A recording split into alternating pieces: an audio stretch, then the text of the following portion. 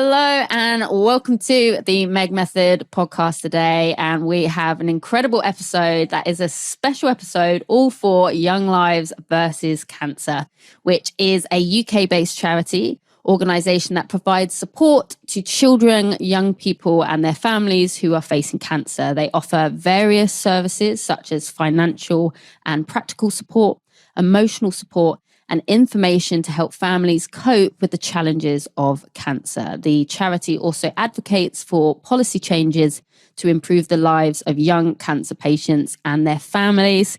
Their ultimate goal is to make sure that no young person facing cancer feels alone and unsupported. And today I'm joined by the incredible David Yim, who I met some years back now, running for Young Lives versus Cancer. It's been quite a journey for both of us. We've done many a marathon since, and I can't think of a better person to have on the podcast, not only to help represent Young Lives versus Cancer, but also I've never met someone with more knowledge on the London Marathon than Mr. David Yim. So welcome, David.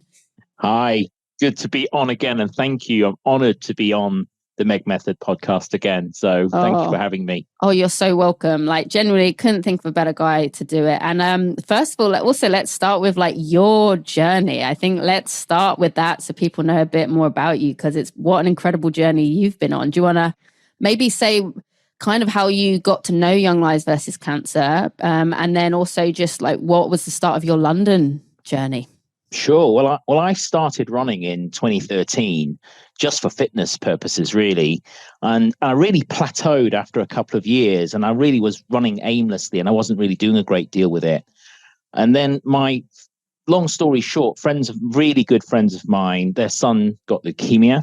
Mm-hmm. And I hadn't even heard of the charity that was helping them the most. And I came up with this idea that because I couldn't be there for them and support them, be living so far away, I decided I would run the London Marathon for the charity that had helped them the most. So I said, name your charity and I'll run for them. And they said Click Sargent, which was what they were called at the time. Mm-hmm. And I went, who?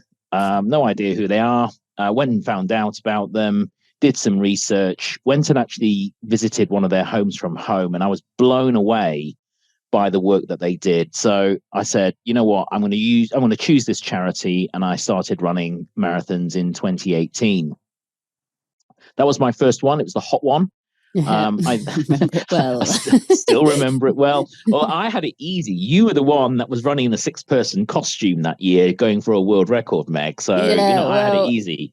Yeah, we kind of started that morning, was we've had better ideas, but this is, show you listeners, this is the length we will go to for Young Lives versus Cancer. So yeah, so your first one was the hot one, the hot London First one Marathon. Was the hot one.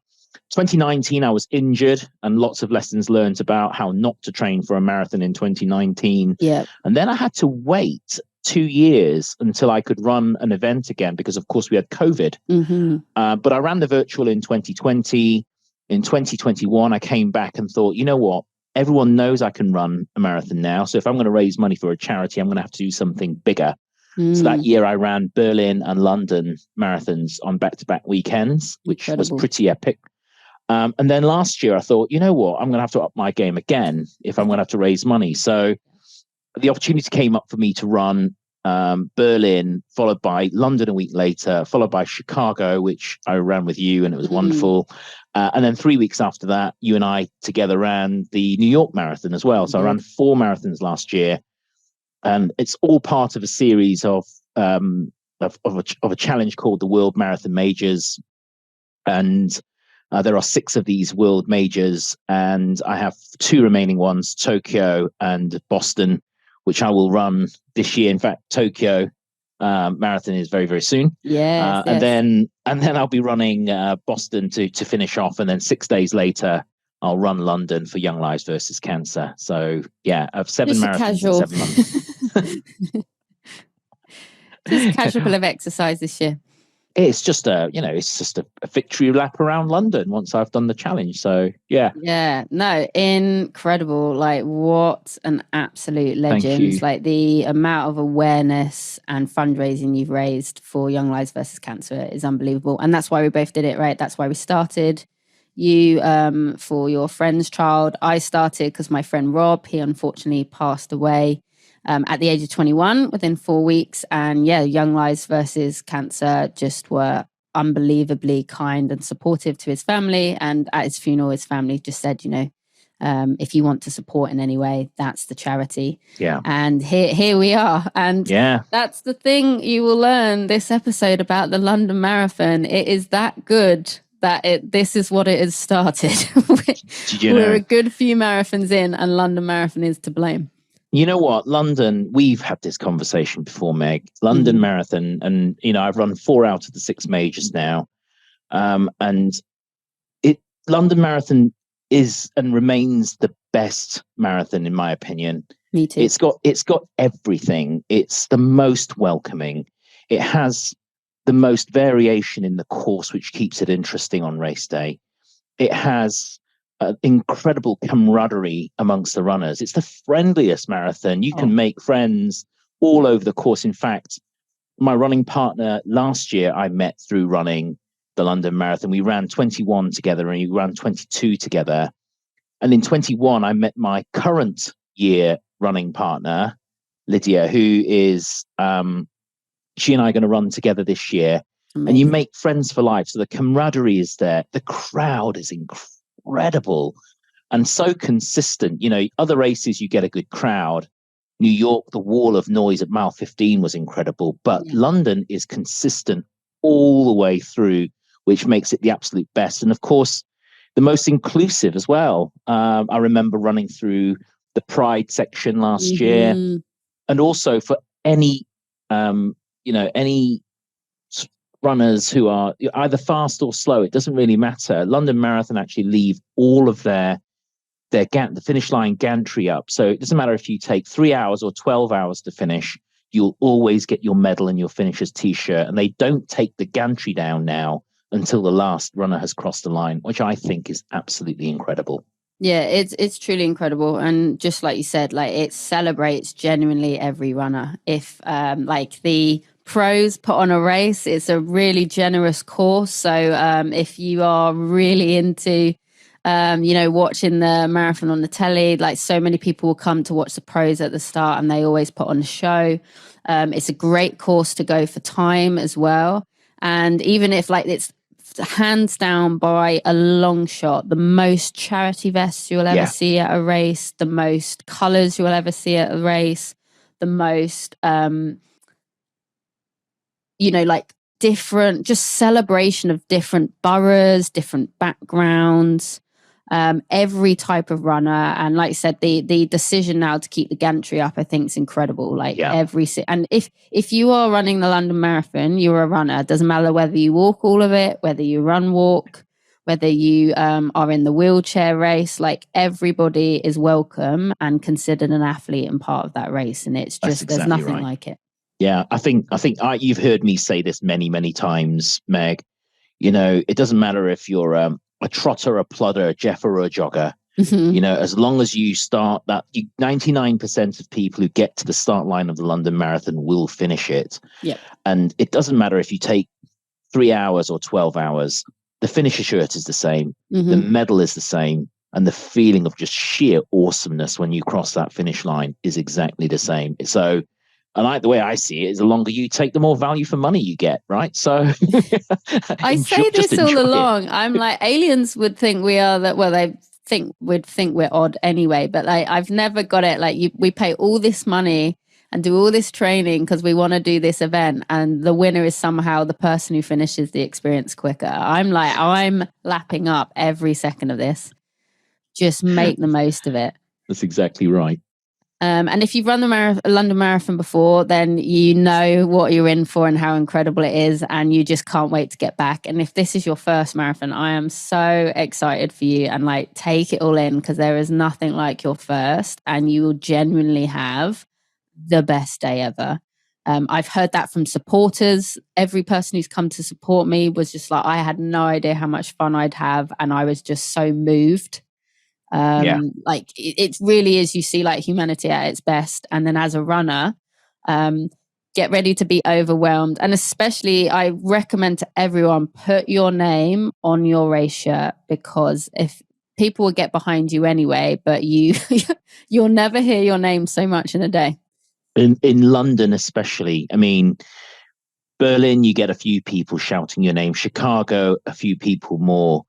New York, a few people more again. But London is consistent. I think I stopped counting after I got to 200 in the first half of the race last year. It just, and my other piece of advice is actually, if you're running for a charity, put especially for Young Lives, put your name on the back of your shirt as well, because a number of us will see other runners in front of us and we'll shout your name and we'll come and share some miles with you. And it's really, really good fun. And, 21, I think I lost count of the number of selfies that I had with teammates on the route, because they'd seen my name, they'd shouted, I'd waited for them, they'd caught up.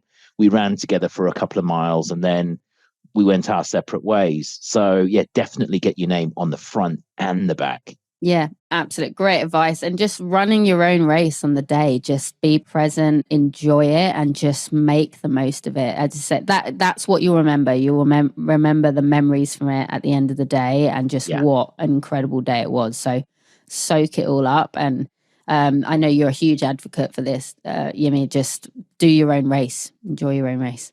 Absolutely. Your race, your pace, your run, your rules. And at the end of the day, I mean, I'll happy to share some tips around race day preparations and stuff, but I know that a lot of people get really nervous in preparing for the actual London Marathon. And actually, once you understand, when you get to the day, and once you understand that actually there's so many people to help out, it's actually quite easy and there's nothing to worry about. And we were talking about this just before the podcast, weren't we? Like how chilled out London Marathon is. We've done a few marathons now all over. And just how easy they make it for you. Yeah, it's so welcoming. I mean, I think about the airport style security in New York that you and I had to go through to get to the into the start line assembly area. Same in Chicago, not as bad as having to walk through metal detectors, but certainly we're having our bags searched. Having to wear face masks in Tokyo because they still have COVID out there. We have none of that. It's very relaxed on the day. You turn up, the marshals tell you where to go. You get into the start line area. There's all this excitement. You see all the other runners. Everyone's feeling nervous. The toilet queues are long. Mm-hmm. I have standard things, and you'll have witnessed it, Meg, when we were in the start pen together in Chicago. You're going to be feeling a little bit sick. Yeah, standard. You're going to feel nervous. Standard. Mm-hmm. You're going to feel like you need the loo. Standard. A million times. Yeah, absolutely. and top tip, get to the London Marathon start line area, queue up for the toilet, and once you've been, queue up all over again, because it takes so long. My other top tip with toilets, of course, is actually don't queue up for the cubicles if you don't need a cubicle. There are men's and women's urinals closer to the actual start lines just before you get into the actual final pen. So you can go without long queues. Rather spend the time sort of like doing your breathing exercises, doing your warm-ups, chatting to friends, catching up with your teammates, enjoying the atmosphere. And I can remember last year was the first year I remember singing God Save the King. Wow, And that was quite special. And you can hear the BBC broadcast go out, and you can hear that the unmistakable London Marathon music. And that's when you think, God, why am I here? Yeah. I'm here. Oh my God, I'm going to be running the London Marathon. And that level of excitement just builds inside you. And it's absolutely an incredible feeling to be just in that start line area. Oh, 100%. A pro tip that I have for the toilets is always like walk further down. I think people they'll see the queue, think I need to get in it. It always benefits. Walking further down, you usually always find a smaller queue. So that's a pro tip. And then my biggest tip for the start line is take that moment in, because the start line for me is more important than the finish line, because the start line, if you've got to the start line of the London Marathon, you've done the thing that you said you would do. Like so many of you on your dream board at the start of this journey was like saying to yourself, I'm going to run a marathon. And when you started, for a lot of people, like you couldn't even fathom that was a possibility. So once you are at that start line, you are running a marathon. You are doing the thing that you said you would do. So I think people are so focused on the finish that they actually forget to take in the start line sometimes. And for me, that's the most important part, because if once you are there, once you are in Greenwich ready at the start line, you have done the thing that you said you were going to do. And that's huge. Yeah. And the rest and is like I said, genuinely the celebration lap.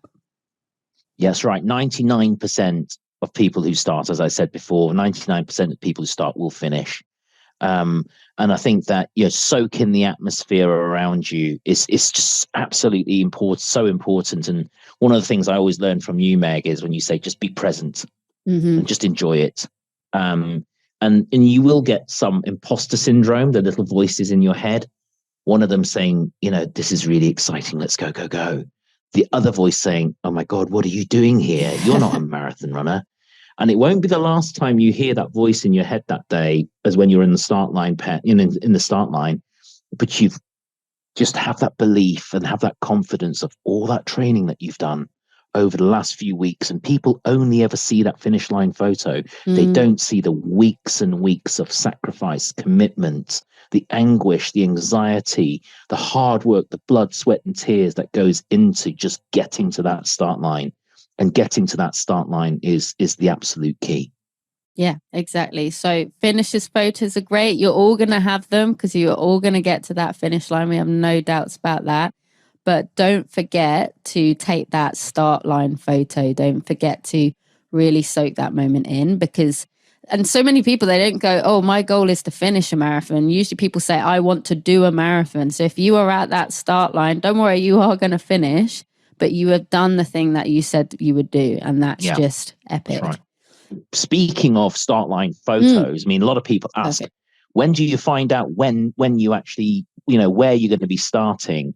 And especially for Team Young Lives, we actually have a tradition now of actually getting together for a team photo at the start. So a lot of people ask, when do you find out where you're going to be starting? What start pen you're going to be in? So maybe I could share some insight on that. Please do. Essentially, there are 3 coloured starts in the London Marathon, 3 main coloured starts. There's blue, there's green, and there's red. It used to be really easy. It used to be all the charity runners were in red and all the ballot runners were in blue. In the last couple of years, what they've done now, they've mixed it all up. So you could be in blue or red as a general entry ballot runner or a charity runner as well. The waves are assigned according to your predicted finish time. So as you registered, you'll have put a predicted finish time. As you've been training, you think you might have gotten faster, you can update that predicted finish time. And I'll talk a little bit about predicted finish time in a moment, because I think there's an important point there. But essentially, in terms of the waves, you're allocated a start time depending on your predicted time. You go to your color, and blue, the assembly area for blue is on Blackheath. So the closest station is Blackheath Station. Generally speaking, that's where you would go if you were just going straight to the start line. For anyone in red, you normally would go to Greenwich Station, train station, or Greenwich DLR Station, and it's a 10-minute walk to Greenwich Park. And then if you're in Green Start, then you would go to Maze Hill, and you'd walk up Maze Hill to get to the Green Start. Now, Green Start last year was allocated to runners who had a predicted finish time of 7 hours or more. And what they've ended was they released those runners earlier, so they'd give them more time on the course. And blue and green merge after 1 mile. And after 3 miles, just as you get to this wonderful downhill section of the course going down into Woolwich, at 3 miles, the courses, the blue and the greens, come together with the reds. And there's a really funny moment where you race the reds or race the blues, depending on which color you're in. You race them down the hill, and the courses then merge around. Actually, they actually do come together, so you can actually mix together after mile 4 marker. On the course, you'll find out which waves you're in 3 weeks before race day. Then an email will go out, and something that's new this year, you'll get your boarding pass. And this is a boarding pass that you can actually download into your Apple Wallet, or you can actually save it as an email. And it'll have your QR code on there. And it's important to have that QR code because it tells you what wave you're in. But it also means that when you go and pick up your bib or your running number from the expo, you need to take that QR code with you with a form of ID in order to pick up your running bib, and which also includes your timing chip integrated into the bib. Now you cannot run without it, so it's really important that you pick up your bib. Perfect. Yeah, amazing insight there. Thank you. And that would be really, really useful. And it's a real like kind of hairs standing up on your arm moment when everyone merges. That's really special. And that's that. I think that you kind of feel it when you cross the start line, but when you see everyone merge and all of these people coming together, there really is that kick of excitement. Like, wow, I'm really doing this.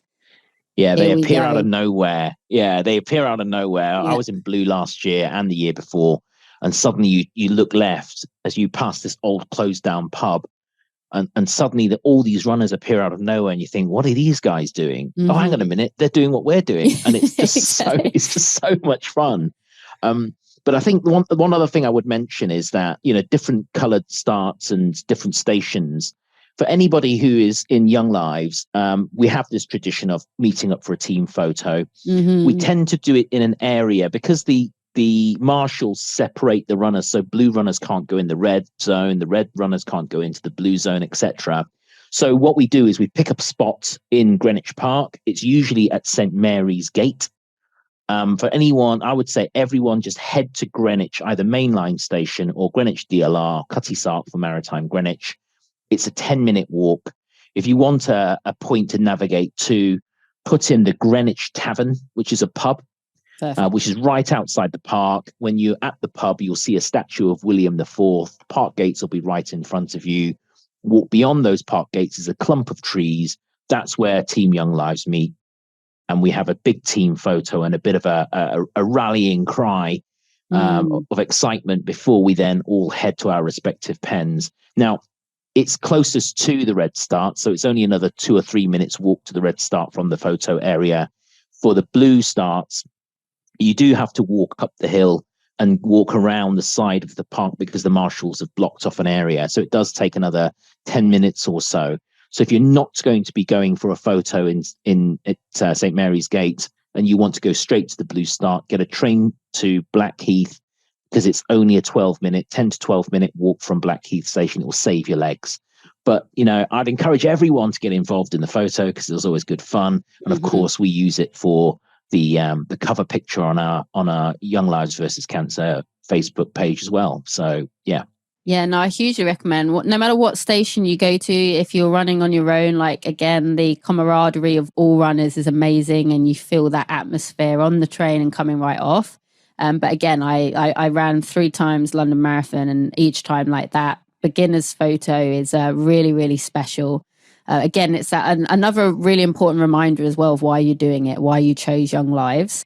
And it's just really lovely to kind of realize, like, it's quite overwhelming actually seeing all of those Young Lives shirts. It's quite emotional, but in a good way. And yeah, just really nice to have that team support. You suddenly realize again, like, oh, I'm not on my own. And it's so nice to know, like, you've got these familiar faces out there. And yeah, also lovely to look back on and see like this race day photo, and it's used for a lot of the London Marathon promo. So yeah, definitely recommend there. Absolutely.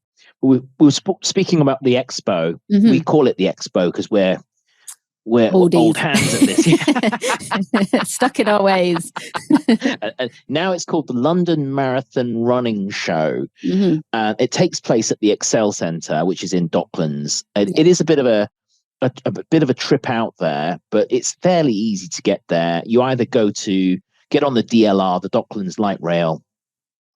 We all call it the DLR because it's known as the Docklands Light Rail. It takes you to a station called Custom House, and the Excel Centre is right next door, and it takes up 2 big halls inside the Excel Centre. You can also get the Elizabeth line now as well. So, for example, a trip from Paddington Station to Custom House takes 24 minutes, and you literally get on the back of the train is my top tip. Because once you get off the train, you just walk over the bridge and you're actually there. The running show is on the Wednesday to the Saturday before the race day, which is on the Sunday. Yeah, so the 19th to the 22nd. Exactly right. And on the Wednesday to Friday, it's open from 10 a.m. in the morning to 8 p.m. at night. And there are plenty of desks there where you can pick up your bib. On the Saturday, it's open slightly early. It's open at 8:30 in the morning and it closes at 5:30. And you must have picked up your bib by 5:30 on Saturday. Just to be clear, there is no bib pickup on Sunday. If you don't pick up your bib by 5:30 on Saturday, then you cannot run in the London Marathon on the Sunday. So that's just something to bear in mind. Yeah, and as to be expected, it's going to be quieter earlier on in the week. So if you are around and want a bit of a easier queue, then that's great. But do not worry at all if you've got to go down on the Friday or the Saturday. It's not a problem, but just obviously bear that in mind for time, especially with that earlier closure on the Saturday evening at 5:30. Just absolutely. give yourself time to pick up. And friends and family are welcome as well. Take your kids. It's a great day out. You get to see a number of inspirational presentations. You get to walk around. You see all the stands with all the sports gear. There's the Young Lives versus Cancer stand, of course, where I ended up volunteering every day last year. the celebrity. Well, it was just to give people a last minute pep talk and answer any questions, but also everyone who turns up that gets their photo on the Legends wall, you find your name on the Young Lives team list, which is again printed on the back of the stand, which is really, really amazing. And that's when it starts to get really real. And you can test out all sorts of new sorts of sports gear. You can have a look at like the medals from times gone by. But really, really fun. And I would say one piece of advice: if you are going to bring your family, just remember you're the one all excited about running the marathon.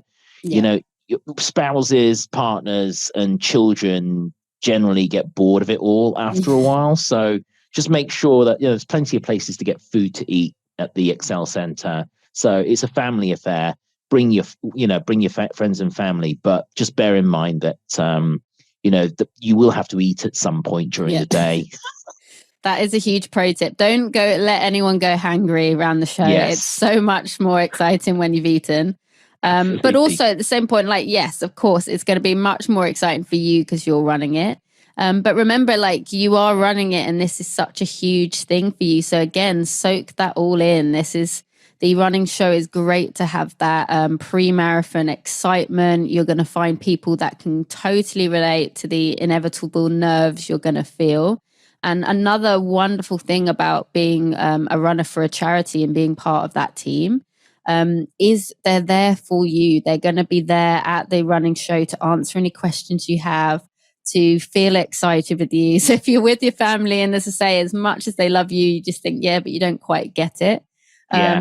You've got lots of people to bump into at the running show and speak to beforehand, or the race day photo, like we said, that get it, that are in the same position with you, feeling the same excitement, feeling the same nerves.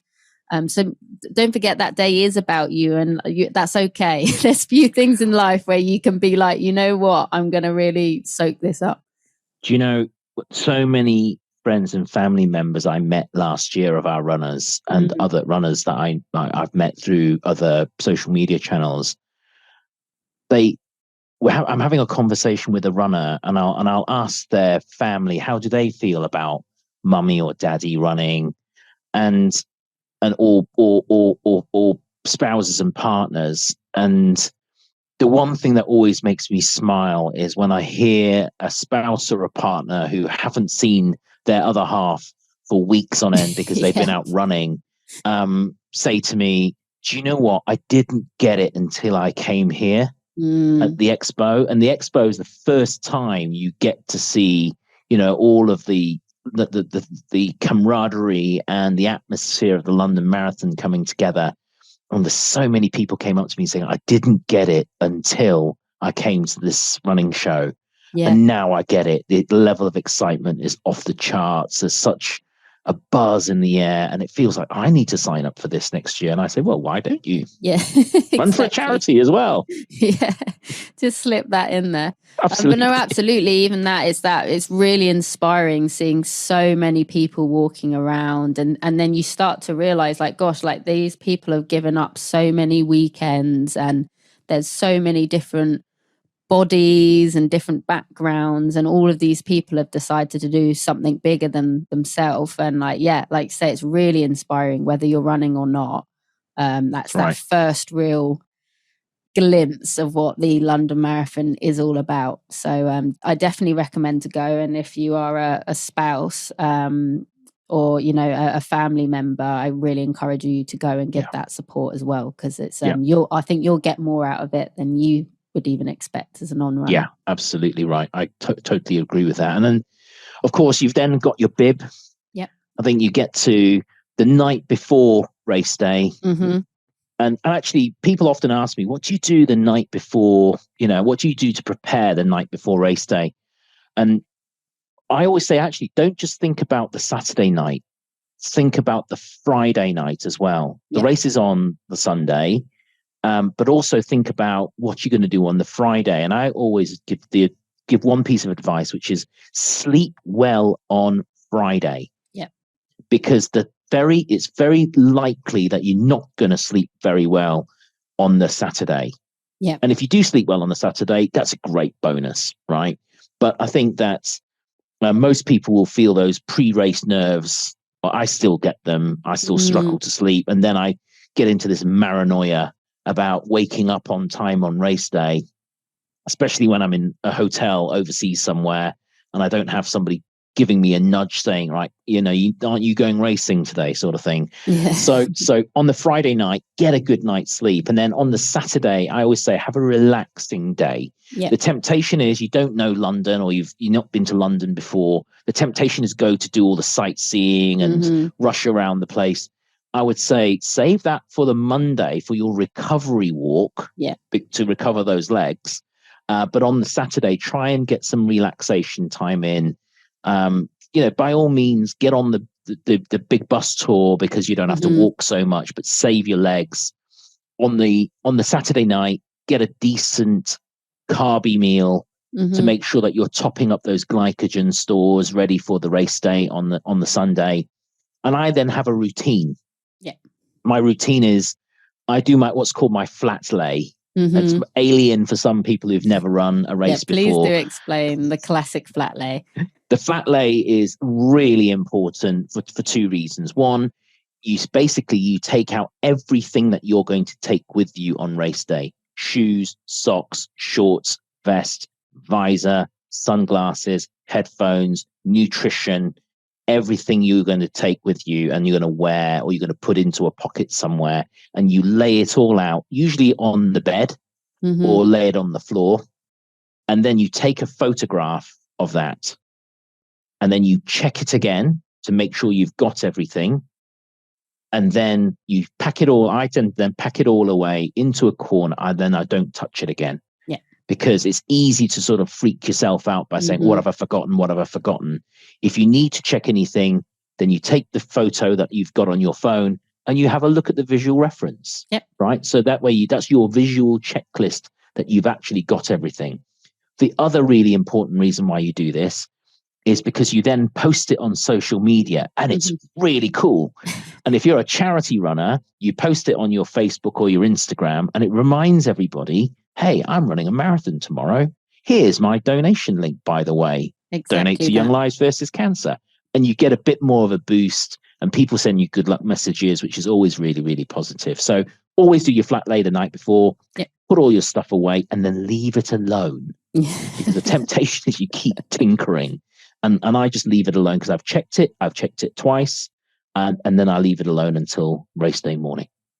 Absolutely amazing advice. And yet, like, you wouldn't in any other situation put all of this pressure just on the night before. Like, if you had something big coming up for work or whatever the scenario is, start preparing slowly that week. So think about like the other days in the week, like, right, let's start. It's the week of the marathon. I'm going to start really prioritizing my sleep, making sure, exactly like Yumi said, getting a good night's sleep, making sure that you're well hydrated, right? You don't want to suddenly be drinking 4 liters of water before you go to bed and then be up all Saturday night going to the toilet.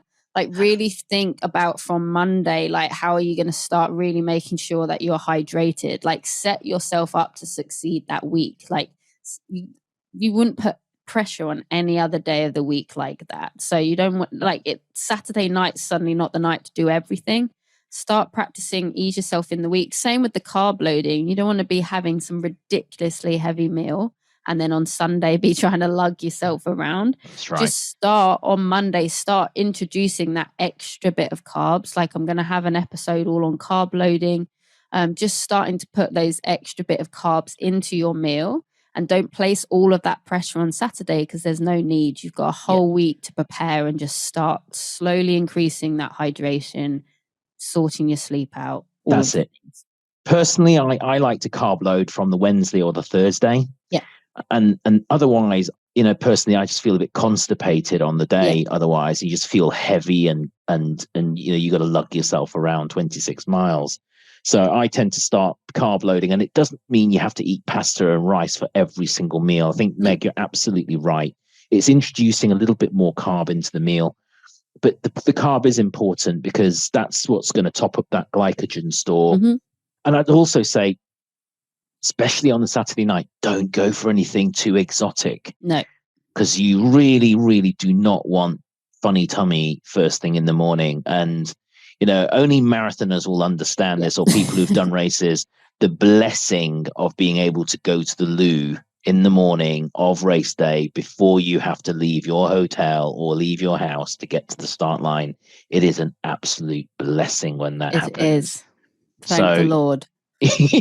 Sometimes I do, I wouldn't have it on any other day, but having a coffee first thing and waiting 20 minutes. Mm-hmm. So build that time into your prep time before you leave. And once you've gone, it means that you're not likely to need to go on the route, because even though there are portaloos along the way and there's plenty of them, mm-hmm. they're not the best things to spend too much time in while you're running the London Marathon. So absolutely what you said. And just think, like, don't put all the pressure on Saturday and Sunday. Like, Sunday genuinely is your celebration lap. You're going to have the best day. Things start falling into place, and you've done all the hard stuff. Like, genuinely, if you've been out in all kinds of weathers on your own, in the dark, in winter, struggling with work and fitting it in, like, you've done the hard stuff. Sunday is actually the bit where you get to celebrate. So take that pressure off. Like, if you've got to that start line, you've done it. You're going to enjoy the race, and you're going to get to that end.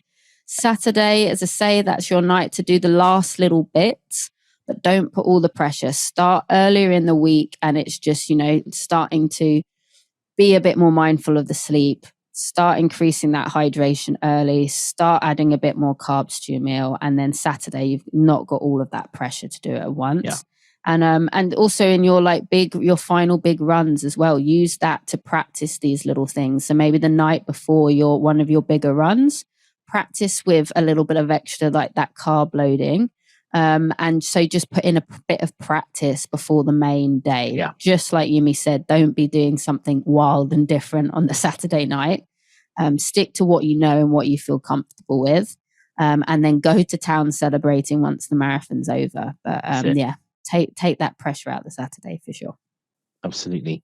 And on the day, there's tons of support. We've already talked about the brilliant London Marathon crowd, and of course the added bonus of being in a charity team like Young Lives is that we also have cheer stations on the route as well, which is brilliant. We plan these every year. They're typically in the same places every year. So we had 5 last year, and we plan to have the same this year. And just to make sure people are aware of where they are, we'll give everybody a supporter map at the London Marathon running show at the Expo, which points out where all the cheer stations are. But just for reference, the 5 are, there's one at Cutty Sark, just before mile 7. You come round the Cutty Sark ship. The atmosphere is incredible. It's one of those iconic places on the route. You turn right into Creek Road, and on the right-hand side, there's a bus stop right outside a pub called the Gate Clock, or the Clock Gate. I can never remember which way around it is. It's the Wetherspoons pub anyway. And there's a cheer station. There's a Young Lives versus Cancer cheer station. That's at mile 7. The next cheer station is then on Tower Bridge. So One piece of advice I would give is you get to the mile 12 marker, and just after the mile 12 marker, you're into mile 13. On the left-hand side, there's usually a very big water station. We can talk about water stations in a moment. Yeah. Pick up your bottle and just listen. And you'll hear this strange noise, this hum in the air. And then you get to the pub on the corner, you turn right, and right in front of you will be Tower Bridge. I've got the hairs on the back of my neck are standing up as I'm thinking about it and visualizing it. The bridge just appears, and that hum that you could hear when you picked up your water bottle is actually the crowd, and it's absolutely mental. It's incredible. I'd say just enjoy the atmosphere there. Get onto the bridge.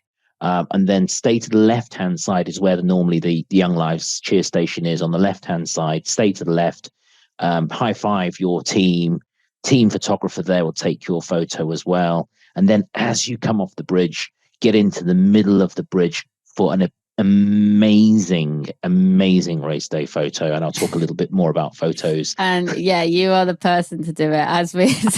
I would say there, I've never met anyone who is so clued up on where those cameras are. And it's a blessing. I mean, it really is, because you're doing it for a charity, right? So to take that opportunity to have you with the biggest smile on your face, not only is that a memory for you, but you've got that Young Lives versus Cancer vest on, and proudly, it's an amazing opportunity for a photo and memories for life. So I know you'll cover that in a bit. Absolutely. I'm more than happy to give some top tips on that and direct you to a video that I've done in terms of where those photographers are. But in terms of going back to the cheer points, the next one is actually outside my office. Well, it's a new one this year. We used to have the cheer station outside Millwall Fire Station around mile 16, but it was really, really difficult to get to. So last year we moved it outside KPMG office, which is where I work. It's just before the mile 19 marker. It's just before the mile 19 marker. You get onto the Canary Wharf estate, and you'll know when you're in the Canary Wharf estate because you'll be running through all these buildings. And the crowd there is actually incredible. As you weave your way around the estate, you'll do a sharp left turn and a left turn again, and you'll run underneath where the Docklands light rail is. You'll do a right turn and a right turn again to come back on yourself, and you run past a Docklands light railway again. And as you run past that, if you look up, you see a HSBC tower. You can't miss it. It's one of the tallest buildings on the wharf. And right next door to that, just after that, is the KPMG building on the left-hand side. And that's where a new Young Lives versus Cancer cheer station was, just before that 19-mile marker. The next one is then all the way over in Tower Hill, just before you get to the mile 23 marker. Sometimes they have it on the left, sometimes they have it on the right, depending on how much space. But you will see the big Young Lives banners as you run over Tower Hill, and you see the Tower of London on your left-hand side. The crowd there is absolutely incredible.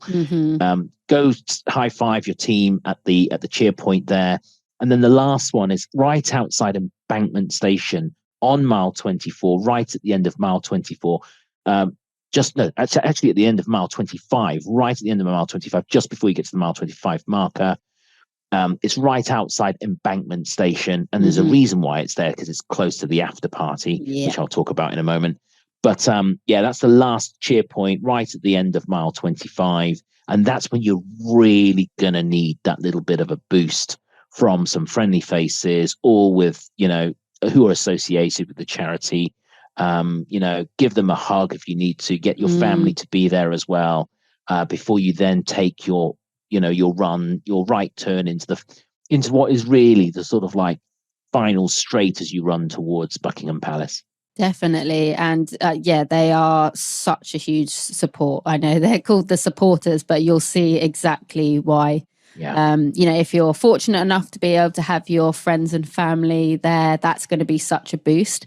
But even if, like, logistically, for whatever reason, you're kind of running your own race and not sure if any of your loved ones can be there, they will be throwing love at you on the day. And as having run that a few times now, I can't tell you how much of a boost that is at different parts of the race. It kind of gives you a second, third, fourth, fifth wind. So yeah, keep an eye out for them, because if you need that extra support, they'll be there for you. They'll be there for hugs. They'll be there for some extra jelly babies, for some photos. And yeah, they are incredible every single year.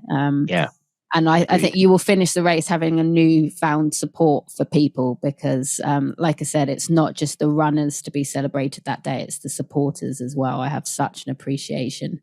So yeah, they'll be huge for sure. So do you want to do a little section on the photographs? Oh yeah, absolutely. It was my favorite thing, right? You are training for weeks and weeks. You put in all that commitment. You're going to want to remember what it was like on race day. Now, there are photographers who are always at the same places every single year, and there are some iconic shots. So I did a video actually on this, which I've posted on my YouTube channel. Amazing. We will link that in the show notes. Link that in the show notes by all means. But you've looked me up, David Yim, on YouTube. There's only 2 videos on there. Surprise, surprise, they're both London Marathon related. But one of them is about the photos. But I've just a quick canter through where they are. Miles, just in mile 7 at the Cutty Sark. Big piece of advice here: stay on the right hand side as you pass the Cutty Sark. The photographers are always on the outside, and you get a great photo of you with the Cutty Sark, an iconic landmark on the London Marathon route behind you, when you're still looking quite fresh as well. Yes. I should add. the next one, photo friendly.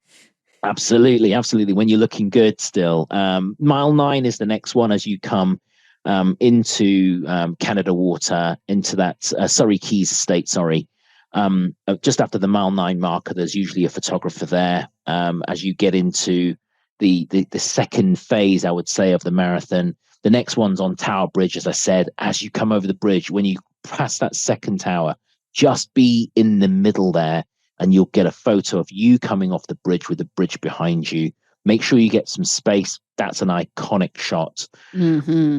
The next one's actually quite far away. The next one's just after the Young Lives versus Cancer cheer station outside my office. It's at the end of mile 19, as you're coming off the Canary Wharf estate. And sometimes there's also one that's only like 100 meters later on that slope coming down past Billingsgate Market. So as you're coming off the estate as well, there's a photographer there. Mile 23, after you've just got the cheer from the Young Lives versus Cancer cheer station, as you come down a slight downhill into Lower Thames Street, there's usually a photographer there. I've been caught every year, and I'm always looking a bit disheveled. Not this year. This is your comeback. This is my comeback. Yeah, absolutely right. Next one is at the end of mile 24. As you run through, you can't miss it because you're running through the tunnel, the Blackfriars Underpass, which is a fairly grim experience. But it's actually a chance to catch your breath, and there's no crowd in there, so all you see are runners like checking whether how well they're doing. I saw a lot of people walking in 2018. It was slightly better last year, as I still had a little bit more left in my legs. But as you come out of that tunnel, there's a slight incline up. Now that slight incline up is going to feel like you're climbing Everest, right? And it's not actually a steep climb at all, but there's a photographer usually on the right-hand side. And also look out for the BBC camera there, because they love to film runners coming out of the tunnel. So you might even get spotted by friends and family at home. Last couple of ones, I would say, as you get to end of sort of mile 25 into mile 26, you turn right at Westminster, you'll see the Houses of Parliament in front of you. You see Big Ben. You turn right there, and you run down towards past the Treasury building. You run down to Birdcage Walk. And I would say there, either stay on the right or on the left, because there are photographers on both sides. You get this amazing image of you with Big Ben behind you, which was only just unwrapped last year. I know. After being in scaffolding for a number of years. So that's a great shot. A couple of photographers up Birdcage Walk, which is a shaded area, runs alongside St. James's Park. And that's where you see those signs: 800 meters to go, 600 meters to go, 400 meters to go. Where those signs are, they're usually photographers along there. And then, of course, the last one, you turn that right corner and you run under a gantry that says 385 yards to go. Yeah. There's no mile 26 marker. That 385 yards to go is your signal to wipe the snot, the sweat, and the tears off your face. Yeah. Right. And when you turn right again, you're into the home straight, you're on the mile, and there are photographers on both sides. So smile like a crazy person, run down the middle, hands in the air, practice your race day, whether it's the victory sign, double thumbs up, or it's the hang loose, whatever it is, get your race day pose nailed, because there are photographers all the way down, all the way up to the gantry at the end, and you'll get an epic photo of you with Buckingham Palace behind you. So that's my quick run through of where the photographers are on the day. And it's just helpful to know where they are. I'd say be prepared for when you get your race day photos. Yeah. I always say there's a 70-20-10 rule here. 70%, 10% of my photographs will look great. I look like I'm flying. Never look better. I knew where the photographers were. I pulled out my race day pose and I put a big smile on my face. 20% of my photos, I look like I'm trying. Yeah. I'm giving it a good go, and I'm looking okay, but 70% of my photos, I look like I'm dying. Yeah. And it's absolutely true, because you didn't see where the photographer was, you didn't put on your game face for it. But there is a certain element of hard work that you've got to put in on race day. So that captures it beautifully. But just be prepared. If you know where the photographers are, then you're more likely to get happy looking photos when they send you the digital images. Yeah, no, unbelievable advice. Thank you so much. And also they usually will film the finish line as well, so that you can catch where you cross the finish line. So make sure you get your celebration ready. That's your moment to shine, and there's nothing quite like it. As we're talking about in the race and the kind of logistics there, should we do a little talk about water stations and fueling around the race? Yeah, absolutely. I would say my piece of advice on fueling is take your own in terms of fuel, in terms of gels or sweets. There's not enough of it on the course. There's plenty of water, and there is Lucozade, and there are Lucozade gels as well. The water stations, there's one at mile 3, which is the first one, then one a mile later, and then after mile 4, it's every 2 miles there is a water station. Yeah. At mile 9 and mile 15 and mile 21, they also give out small paper cups with Lucozade Sport in.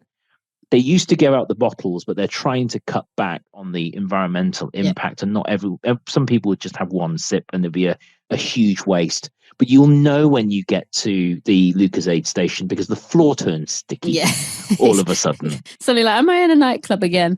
I feel like I'm 18. Exactly right. It feels like an 80s dodgy nightclub. But mile 9, mile 15, and mile 21 is where they give out the Lucozade Sport in the cups.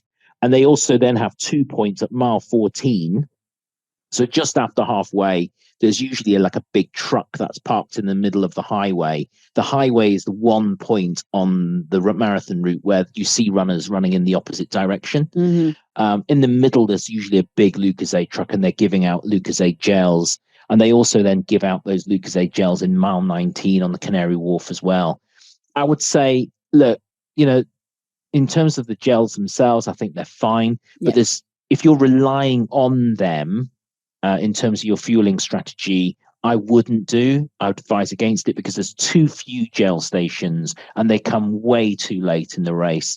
You really ought to be starting your nutrition way before you need it, around the sort of 40 minutes into the actual race. So as you're sort of coming out of Woolwich, as it were, that's when you should actually be starting to actually take your nutrition. If you're waiting till mile 14 to pick up a gel, then it's simply too late. So take your own. Yeah, I completely agree. I've done an episode all on fueling as well, so that's something you can have a little listen to about kind of that for training and on the day. But completely agree. The more you can rely on yourself and not on others, obviously, the better it is. It's just going to help kind of with your own kind of nerves and thinking on the day. Don't have to worry about things running out. You can have stuff that you're used to, that you've trained with. But absolutely, water is going to be there in abundance. Yeah. Also, don't forget to adjust to what the weather is like on the day, how you're feeling. That's why it's so important to be present as possible on the day. Check in with, how am I actually feeling right now? What's the weather like? We both know 2018 was a shocker. It was a heat wave that people weren't expecting to be as hot. Like, it was the hottest one on record. No one was predicting that. So it's really being present in the race and paying attention. And especially if it is hot on the day, not panicking, and it's just taking little sips, but more often. Yeah, 100% agree. It. And don't worry about them running out of water. That only happened in 2019, and there was such a big hoo-ha about it. I think that London Marathon events they do such a good job now of making sure they've got almost too much water on the course. And of course, when we were in New York, you remember I was behind you, and they'd run out of cups. They didn't run out of water. They ran out of cups on mile 11, and that wasn't fun. And that only happened in London in 2019. And since then, they've really done a lot of work to address that. So don't worry about the water. There'll be plenty of it once every 2 miles, as I said. And there's some Lucozade Sport along the way as well. Yeah, little sips and often. Stick to your plan. Again, your race on the day, just really be as present as you can. What do I need? What's the environment like? And play it by ear. But the more you can be prepared yourself and not rely just on things on the course, the better it is. Yeah, absolutely. So excellent advice there, Yimi. Thank you. Absolutely. Do we want to talk about friends and family? Because they're the ones who are racing you across London. Yes, our heroes on the day. Yeah, absolutely. I mean, believe it or not, you've actually, as a runner, you've got the easy job, right? And I have been a supporter cheering on runners, and I've also run the London Marathon. I've run the London Marathon 4 times now, and it's much harder being a spectator than it is. I completely agree. So I've run it 3 times now, London. I went to go support one day, and I love supporting. I'm like your cheer girl. I'm out there loud and proud. And normally after a marathon, I'm kind of all right the next day. I bounce back pretty quickly. I went to support, and I kid you not, it took me like a week to recover. I've never been so tired. And as a runner, I always appreciated people coming to support me. But I honestly had a completely new level of appreciation for supporters. Yeah, that absolutely is a job and a half. Absolutely. And because actually as a runner, you're occupied, you're doing something, you are having to run, and it's easy. The roads are blocked off. You just follow that course. It's impossible. It's impossible to get lost. Absolutely. As a spectator, you're fighting all the crowds. You're trying to get ahead of the person that you're trying to support. So have a plan. Is my advice, is number one piece of advice on that. And be realistic with the plan as well. There's some places are really incredibly congested. So if you're going to go and support on Tower Bridge, where it's really, really 7 or 8 people deep sometimes, then be prepared for it to take a while for you to get there and a while to get away from there as well, and then get public transport to the next cheer point. It really is a race between you and your family running across town. And they've got a congested tube network. You've got an open road to run on. The faster you run, the less time they've got. So to get from cheer point to cheer point. But I've put together, a 2, a 3, and a 4-point cheer friends and family survival guide, which gives 2, 3, or 4 cheer points plus travel directions between the 2. For example, you could walk you to the, they could come and walk you to the start line, which is a little bit early, actually. Race day photo at 8 o'clock in the morning. Then they're hanging around for a couple of hours until you start and waiting around. I would advise anyone not to come to the start, but actually, if you do want to be there, you can be at Greenwich at the Young Lives versus Cancer cheer points at mile 7. You can then jump on the DLR and go to Canary Wharf and go to the next Young Lives versus Cancer cheer point. In the meantime, top tip, if you're with family, it's a long day. Make sure kids have got snacks and stuff. You can actually get some lunch depending on your timings of how long it's going to take you to get there. After Canary Wharf, for example, you can jump on the Jubilee line, head towards Waterloo, get the Northern line to Embankment, and then appear at the Young Lives versus Cancer cheer point.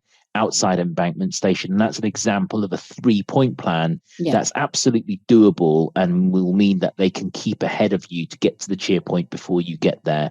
And my family in New York, I remember telling you the story where they said to me, "Oh, we've got stuck on the train somewhere. Can you slow down a bit?" Yeah, don't mind me in this unbelievably hilly and sweaty race. Exactly. I'll fit in with you. But other top tips, I would say, if you've got kids, get them helium balloons. Yes. The day before, because when you're running, you look at the crowd and all the faces merge into each other after a while. And because the crowd can be 2, 3, 4, even 8 deep, really difficult to spot your friends and family. So I'd say my piece of advice there is get some helium balloons. They float up above the crowd and you see the balloons before you get there. The other one is send you short messages for landmarks. So my family saw me at mile 7 last year, and they said they sent me a text message saying LHS, left-hand side, i.e. my left-hand side of the courts, opposite Texaco garage, mile 7. And then my son then sent me another text message a couple of minutes later, next to the guy with the unicorn balloon. And I thought, great. And I just looked out for the Texaco garage. I knew it was coming. I saw the unicorn balloon. I ran over and I saw my family. And the boost you get from seeing your family on the day is absolutely incredible. So they're my sort of top tips. Have a plan. Make sure you plan lunch and snacks and stuff for the kids. Make sure you're being realistic about how many times they're going to see you on the course, and have some short messages or some visual reference so they can spot you easily. Yeah, I completely agree. And the balloons are genius. And I think also the randomer, the better. I remember I was running and this guy kept appearing with a pineapple balloon. It's just something really distinctive you can kind of look out for. And that's also, again, where running for a charity is a blessing, because if your family's like worried about being missed, I know at one of the marathons I missed my family at a certain point. I ran straight past them. So don't worry, it's unlikely to happen. But if they are with Young Lives, that's just a bigger crowd to be able to spot. So that's something else to consider as well if you're worried. Find out where the cheer stations are and go and stand at the cheer stations, because they've got big flags everywhere. Exactly. You can't really miss them unless it's a bit like me in 2018. I ran right past the one on Tower Bridge and didn't even see it because I was so absorbed and so by the marathon experience, and I was so consumed by it all. But I was also running across this iconic bridge, and I absolutely love running across there. And I was so excited. I forgot to look out for the Young Lives crowd. So my bad that year. Yeah. Oh, mate, 2018 was my absolute worst year for that. That was when we were the Ghostbusters and it was the hottest year. So one, I was like completely out of it, and also having to concentrate so much. And my friends, we still laugh at it to this day. I've got like 3 different friends with videos of me going past. They are shouting at full volume, and I just have not clocked them whatsoever. So yeah, the easier you can make it, the better. Another thing that's nice about being at a charity support station like Young Lives as well is they've got other people to chat to while they're waiting. It's a nice crowd. You've all got something in common. So yeah, great advice there. Thank you so much. And then you can also catch up with, of course, all the friends and family at the post-race party as well, at the after party. Yes, the best bit. Which is incredible, actually. I know some of the people you meet, all the families get together. Mm-hmm. So every year, Young Lives versus Cancer host an after party. It's usually in the same place, so we just sort of autopilot and walk to. But it's at 8 Northumberland Avenue, which is literally if you end up. So what happens is you finish the race. You're all cheery and happy. You cross the line. Mm-hmm. You grab your medal. That's usually fairly quick after the finish line. Yeah. You stand there, and of course, you stop and you do your stretches, because that's what runners do. Not right.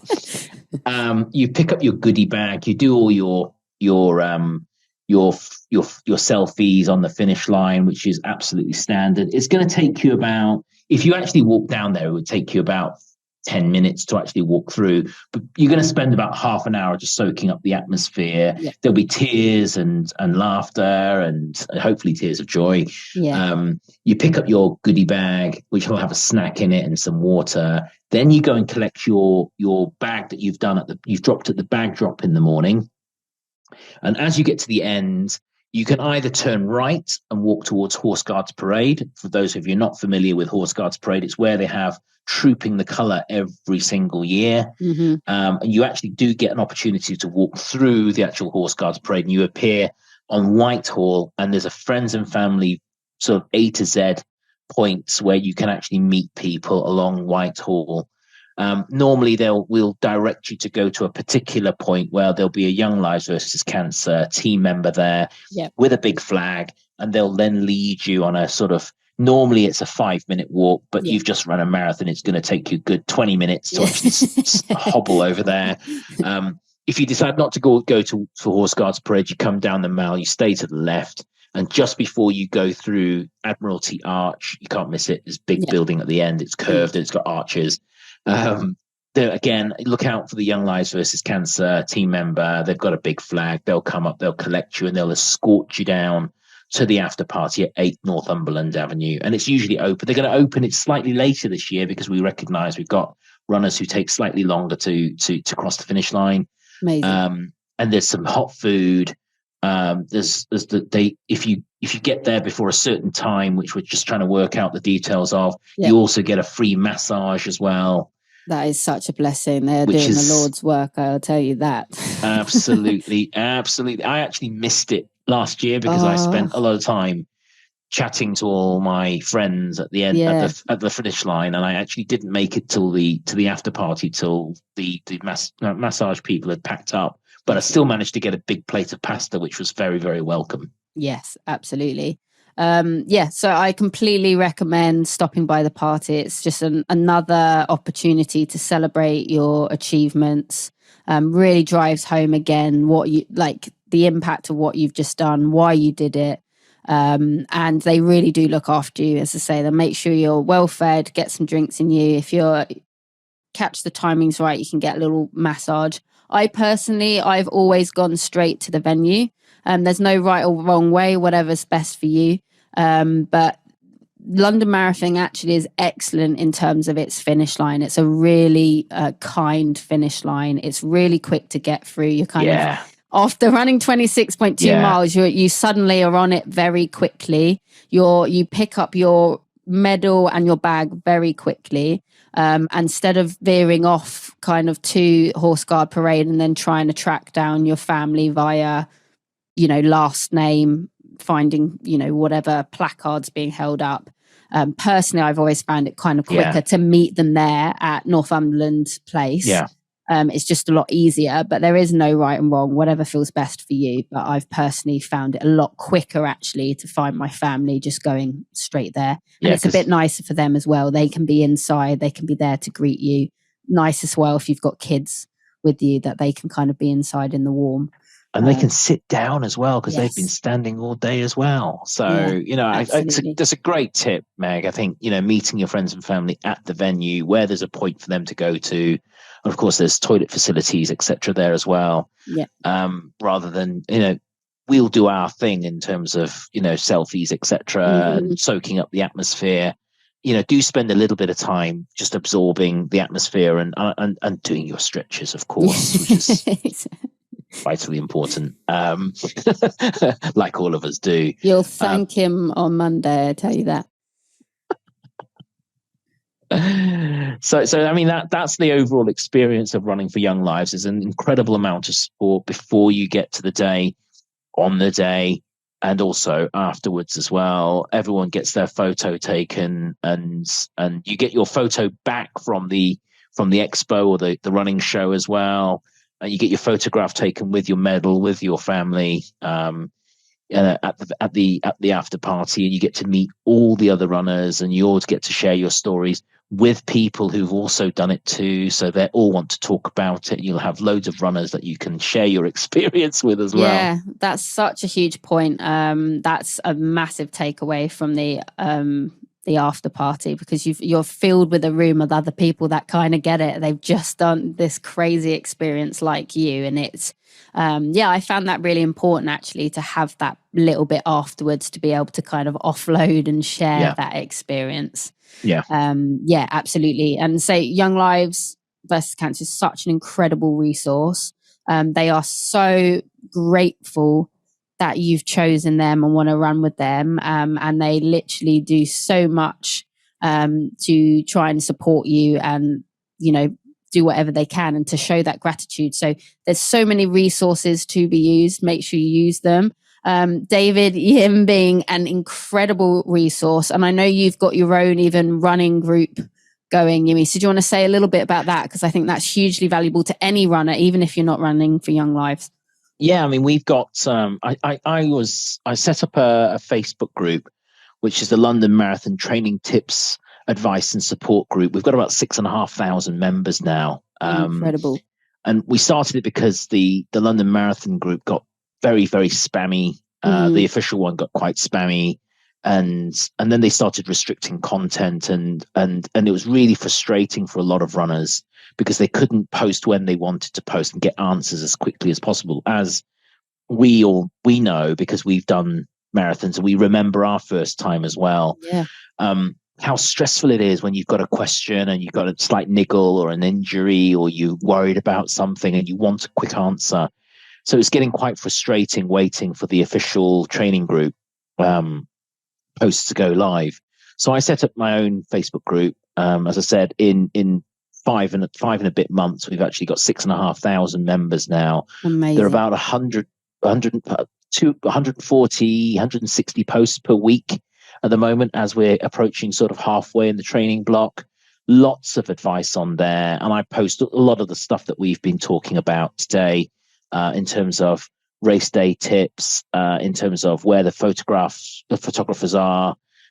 Also, friends and family survival guide, which I'll post both on the Young Lives versus Cancer Facebook group, but also on the London Marathon Training Tips, Advice and Support group as well. I love the London Marathon as an event so much that I just want everyone to have an amazing experience, as good, if not better, experience than I had on my first ever marathon. And that's why I spend a lot of time and invest a lot of time just helping people out by giving guidance where I can. Yeah, and I just have to say a massive thank you, Yimi, for that. You genuinely put your heart and soul in that. And we only met, I think, the second year. Was it second? Maybe was it, or 2018? Was that our first? 2018.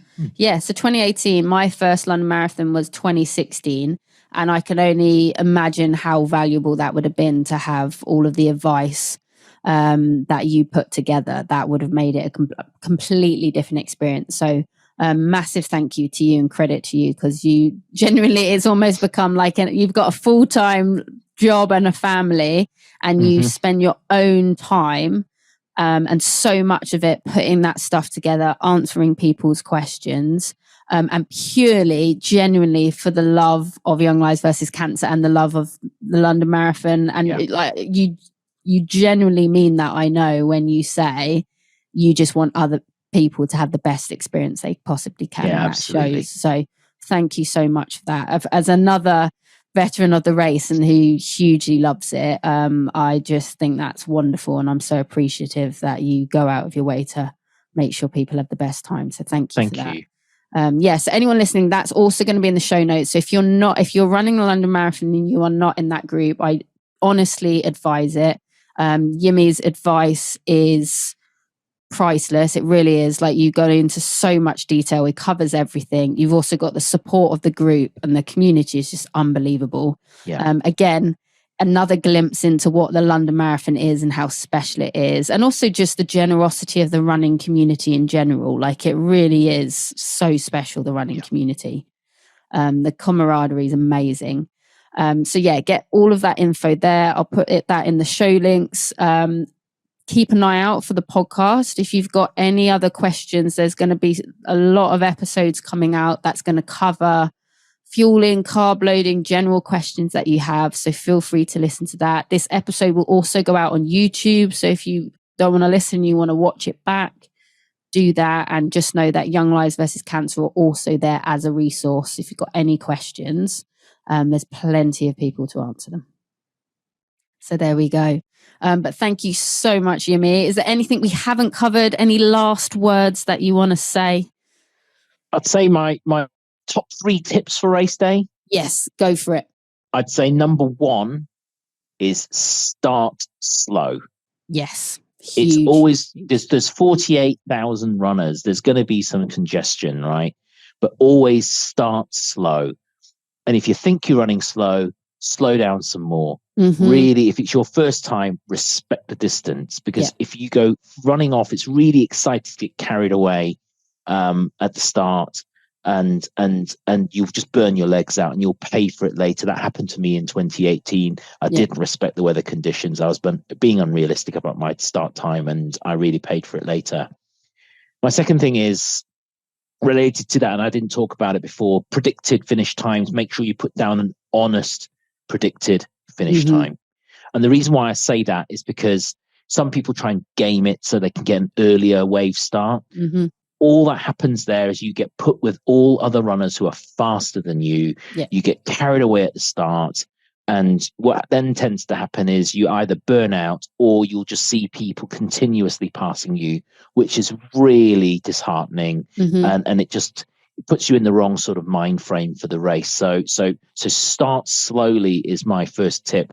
And by doing so, putting down a race day, a race prediction, a predicted race time, that's an honest reflection of what you're actually going to achieve. So you're with like runners, and you're running with runners of the same ability at your sort of pace. My second tip is do you run your own race? Right? Get your strategy and stick to it, right? Last year, my best race was Chicago. And that's because not only did I have a clear strategy, but I had you running next to me all the way, keeping me honest on my strategy, right? And your ego, it's very easy for your ego to take over and you run a bit too fast. I did it in Berlin. I blew up my legs. I got really cocky at mile 20 and thought, yeah, this is feeling great. I can put my foot down a bit. 2 miles later, I was in the world of pain. I was on the struggle bus for the last 3 miles of that marathon. Right? Absolutely. So, but stick to your plan. And the last thing I'd say is just soak it up and enjoy it. The atmosphere is incredible. If it's your first time, you're guaranteed a PB. Don't put yourself under that pressure of time. Just enjoy every single moment of it. Because I tell you what, all the struggling I had in 2018 when I hit the wall and I could barely walk and I struggled on, somehow I picked up that second wave when I got to Big Ben. And I thought, wow, I can run again. And that last little bit up Birdcage Walk past Buckingham Palace onto the Mall. There's nothing like it. Nothing like it. And I'm literally feeling like the goosebumps as I remember just seeing 385 yards to go, remembering to wipe the snot, the sweat, the tears off my face. Got a great race day finish line photo from 2018 where I look relatively fresh. I tell you what, I wasn't feeling it at the time, but when I crossed that line, the second I crossed that line, I thought, I want to do this all over again. And that was my first one. 8 marathons later, I'm still going. It'll get you. Absolutely. Yeah, amazing advice. And there really is nothing like that finish line. I remember watching it as a little girl and thinking like anyone who runs a marathon is superhuman. And then I remember 2016, first ever London Marathon, coming past Buckingham Palace. And I honestly felt like I was in a movie. My hairs were standing up on my arm. You've got the big golden statue. The crowd is roaring. You see the big screens of the finish line and you're just like, wow, I've done it. Amazing advice. I'll repeat again, celebrate the start line. It's just as important as the finish line. Really take that moment in. Start early as well. Like we said, start thinking, don't put all the pressure on Saturday. Think about starting at the start of the week, start to get that good night's sleep, add in that extra hydration, adding that extra fueling. Yeah. And like Yumi says, like, trust yourself on the day. Like, you've done all of that training. You've done that without people, a lot of people there. You don't have the support like you do on the day. You've done it all times of weather. Like, you're ready for that race. You're prepared. Trust your plan. Trust your fueling in practice. Start getting used to what you have. I'm a huge advocate for Percy Pigs, even though I almost didn't get to run New York, did I? I turned up at New York Marathon and I got pulled aside for the police because they thought my Percy Pigs were